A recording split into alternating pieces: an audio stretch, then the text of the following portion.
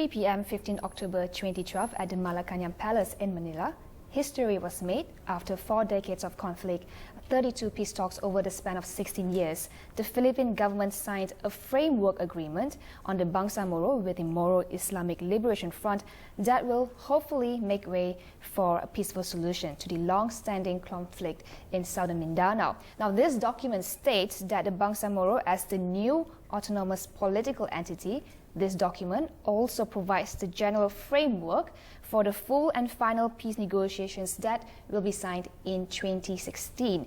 So the question now is getting that peacefully, and what sort of situation that will derail this peace process. And joining me today on Vantage Point, I have the chairman of MILF, Tuan Haji Murad Ebrahim. Thank you for coming on the show. And also Malaysia, of course, played an instrumental role in facilitating this peace process. And the person behind this all these years at the background, but now he's coming on my show, so thank you very much. Tengku Datuk Abdul Ghafar, Tengku Mohamed, the Malaysian facilitator for this Mindanao Peace Process. I'd like to begin with Tuan Haji first. I would like to know briefly, at what stage is the peace process now after the framework was signed last year? After the signing of the framework agreement in October 15 in Malacanang, we are now in the we have already started the transition period. Initially, we have composed a transition commission.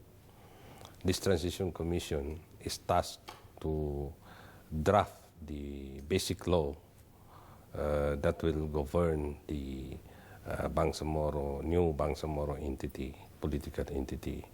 So this transition commission is composed of 15 members, eight of which is recommended by the MILF, and 7 came from the government. This was all appointed by the President of the Philippines, President Benigno Aquino III. And they have already started working now, and they are only waiting for the annexes to the framework agreement. Once it is finalized, then they can start the drafting of the basic law. There are 3 annexes still not yet finalized. Then another development. Which annexes are you talking about? That has not been finalized? The annexes on power sharing, wealth sharing, and normalization process. Okay. In the agreement, some of the requirements as stated by the Filipino government is to have ceasefire, firstly, to have Bangsamoro to be able to govern itself in one of the points in the agreement. Okay, so I'd like to ask you about the current scenario in Bangsamoro itself, because after decades of conflict, now is the time for redevelopment, building, and to raise social mobility of in education, in job opportunities, especially the younger generation. Because when I see footages of Bangsamoro, I see young boys, young people in the army, and they have been born into this conflict for so long. So how, in that sense, to in such a short time frame, to meet the expectations that has been set up? Well, we know that we cannot do everything overnight. But we have to start as early as possible. So in our side meeting with the president in Malacanang after the signing, we agreed to initially have development programs that will be directly benefiting the people. And there were four categories which we identify. One is on education, the other is on health, the third is on livelihood, and the fourth is on Medicare. So we have already started this, and last February 2013, we launched together with the presidents this program in our camp in Darapanan.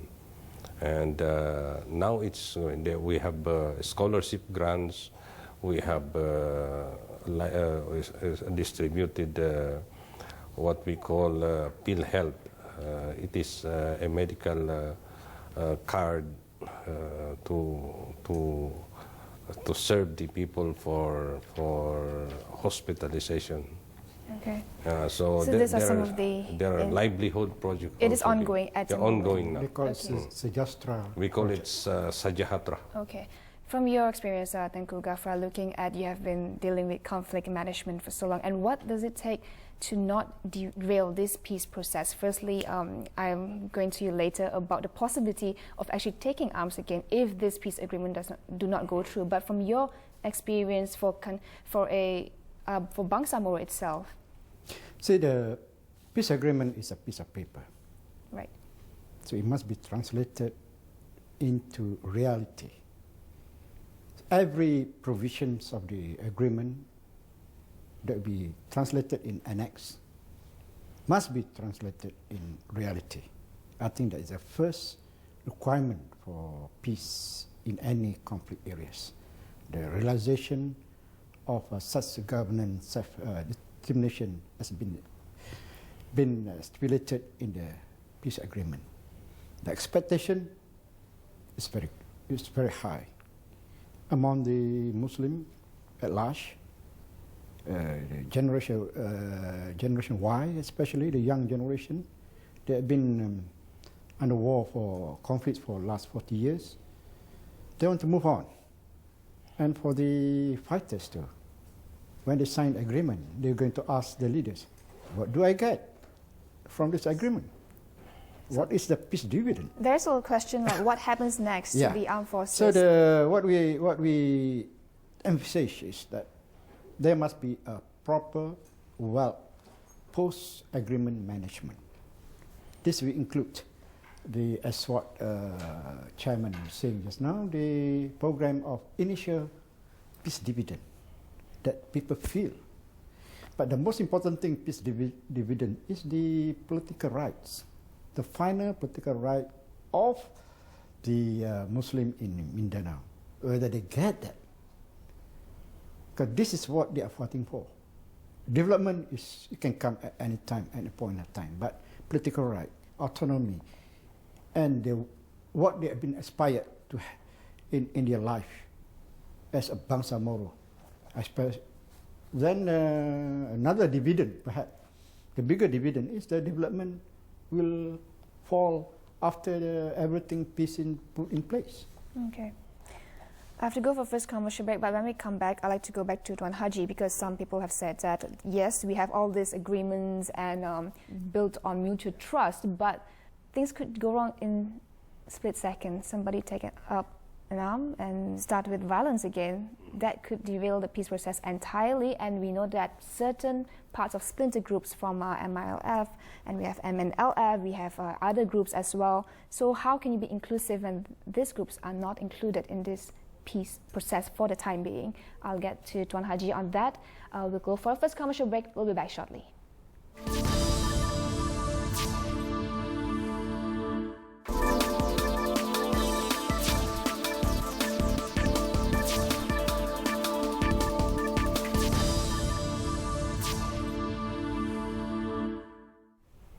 Hi, you're still watching Vantage Point, and we're talking about the future of Bangsamoro. Tuan Haji, earlier I mentioned that, yes, we have a peace process ongoing until 2016, and so hopefully beyond that. But certain parties from that region were not included in the peace process. So how can we ensure sustainability that this process, this peace will go on if we have not included the rest of the group? We are conducting a series of dialogue among the groups. As far as the MNLF is concerned, since they are divided into several groups, we are approaching every group. So far, at least 3 of the groups have already officially declared that they are supportive of the framework agreement. And then, as far as North Miswari is concerned, the OIC, Organization of Islamic Conference, have already initiated a between us, a forum between the MNLF of Miswari and the MILF. We have met 2 times already under the auspices of the Organization of the Islamic Conference. And that is the very purpose, is to converge. The MILF and the MNLF will converge. And we are trying to let them understand that the framework agreement is not only for the MILF, although the MILF is the main player in the negotiation, but they should understand that it is for the Bangsamoro people and they are part of the Bangsamoro people.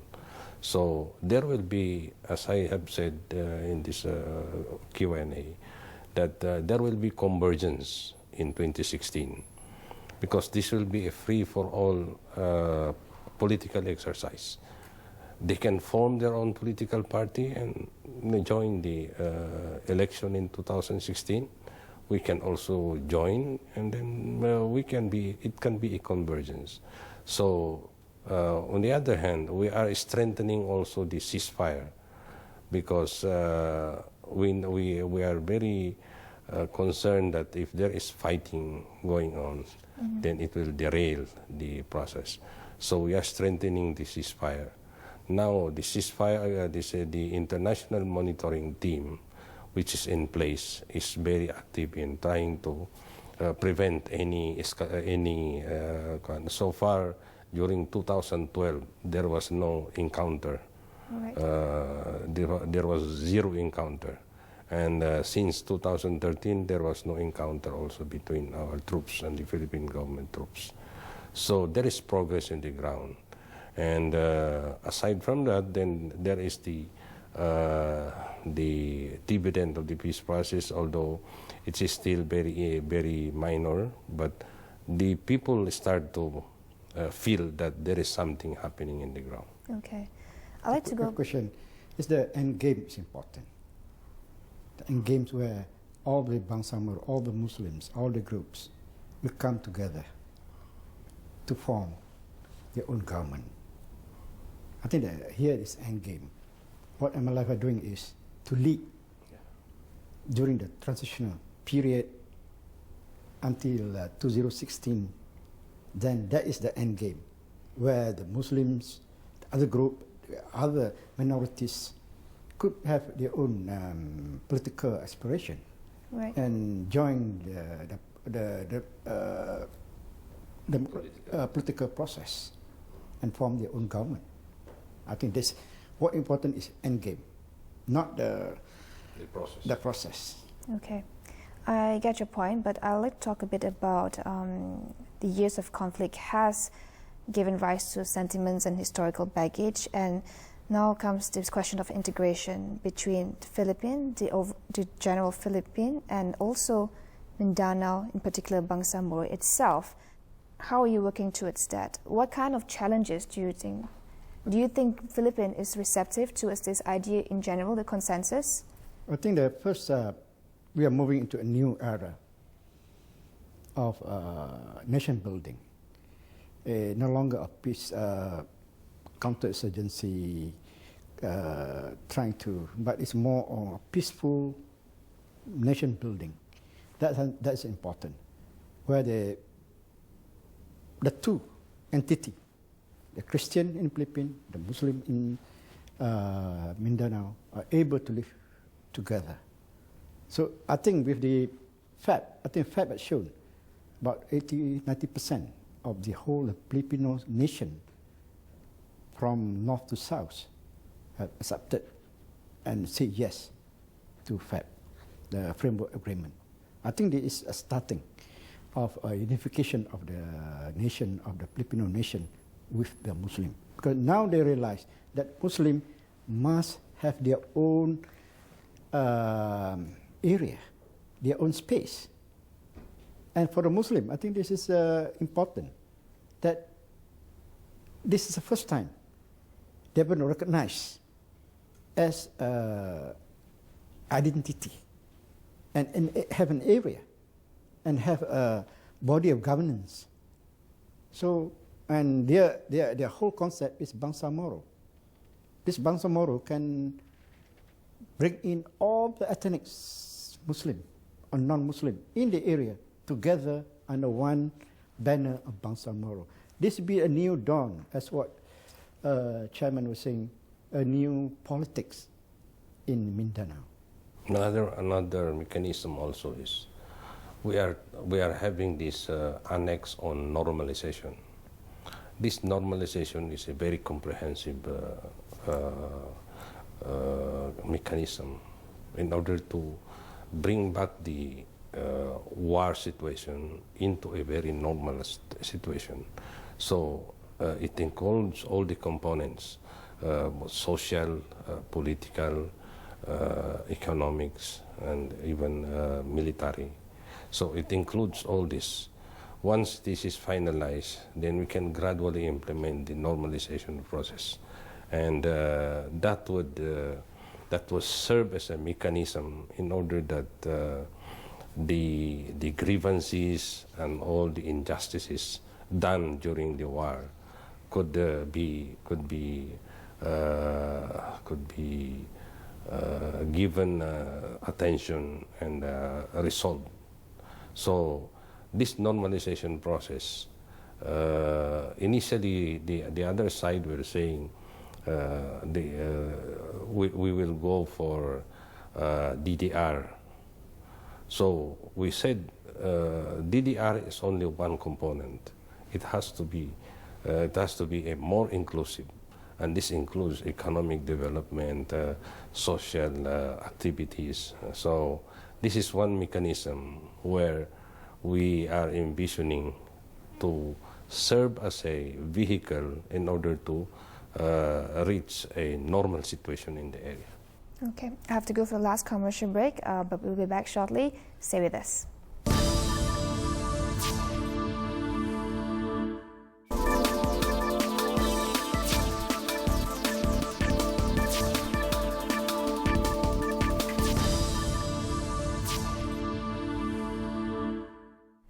Hi, with me Cynthia Ng, and now on Vantage Point today I have the chairman of the Moro Islamic Liberation Front and also Tengku Datuk Abdul Ghafar, who is the facilitator for the Mindanao Peace Process.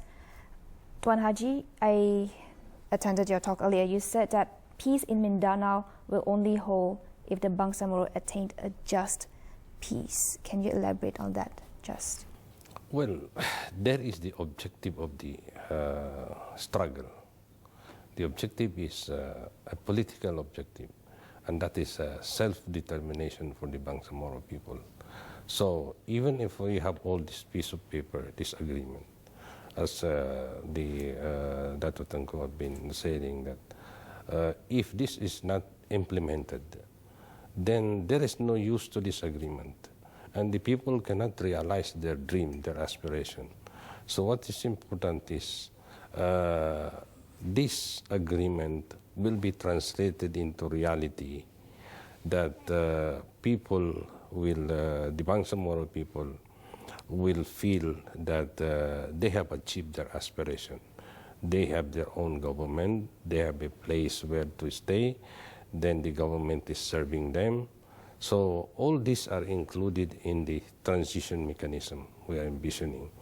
So that is why we are saying that this problem, the armed struggle, although it is a component only of the political struggle, will not stop until the political objective is finally be in place. So you're saying if the peace process can't move forward, there is a possibility of going back to armed struggle? Well, that is a natural situation, because the armed struggle will continue if there is no political solution in place. Meaning here, we have an agreement, the framework agreement. There's a basic principles been agreed with the about 3 or 4 components that agreed to have the governance, the wealth, the territory, and of course a process of normalization. So this must be realized in reality. So this process will come to end by before May 2016. So perhaps they have about 3 more years to go, and they have to really work out that this process to be entrenched. All those, what is written, what is agreed, crafted from the framework agreement to be implemented, realized as a reality on the ground. Because then MLF will cease to be an armed group. It will be more like a political civilian in characters. The Philippine government, as mentioned by Secretary Teresita earlier in the APR form, that said that the Philippine government is committed to carry out what has been signed on the paper. What are your thoughts about that? And more importantly, I would like to know, what is the difference between this peace talk, this peace agreement, as compared to the previous ones? Well, there are 3 factors which you see, which is very positive to the realization of this agreement. One is the popular support of the people in the area. It is the first agreement that the entire Bangsamoro people celebrated the signing of the agreement. Then the second one is the factor of the international community. It is very obvious that the international community, including the big powers, America, UK, and other countries, are very supportive, and they have lent not only their declaration of support, but they are working in the ground to help in the peace process to succeed. And the third factor also is we have a president now who have manifested his sincerity and his willingness to, his political will to solve the problem. So these 3 factors are contributory to each other, and then we can also add the commitment of the Bangsamoro people and the MILF in forging and implementing an agreement. So these are the factors. Another one, may I add, Mr. Chairman, is the inclusivity of MILF. I think that differ from the previous agreement, because the first time MLF say this agreement is people's agreement, or Muslims, Mindanao's people's agreement. I think this differed from previous other agreements signed by other groups, because this is the first one as outsider see, and that's why I'm committed to work out for the peace agreement. This is the realization of the total aspiration of the Muslim in Mindanao. 1. 2, the recognition by the government of the Muslim as an identity. 3, this is the first time that government recognized in limited or more than limited the ancestral domain of the Muslim. I think this make the agreement different from recognition of identity and respectful of your aspirations. Yes. Okay. My final question to you, Tuan Haji, is moving forward in this 3 years' time, what kind of changes should we expect from the Bangsamoro themselves, the government of Bangsamoro, if I may put it that way, to facilitate with this continuous peace process? We hope that the Bangsamoro new political entity, which will be called the Bangsamoro, will give enough power for the Bangsamoro to govern themselves, and then they have the fiscal autonomy. They can stand on its own economically. So gradually they can focus on their economic and social activities once peace, genuine peace and lasting peace will be in place. So the people can focus more on their economic and social and economic activities in the area. So we are hoping that gradually the situation will improve and normalization will be in place. Okay, all the best in your endeavors, and thank you both of you for coming on the show. Thank you for watching Vantage Point. If you have any questions, queries, feedback, you can find us on Facebook, Twitter. You can email me at cynthia_ng@astro.com.my. I would also like to thank Kiel Hilton and ISIS Malaysia for hosting us this time around. Thank you and goodbye. Thank you. Thank you.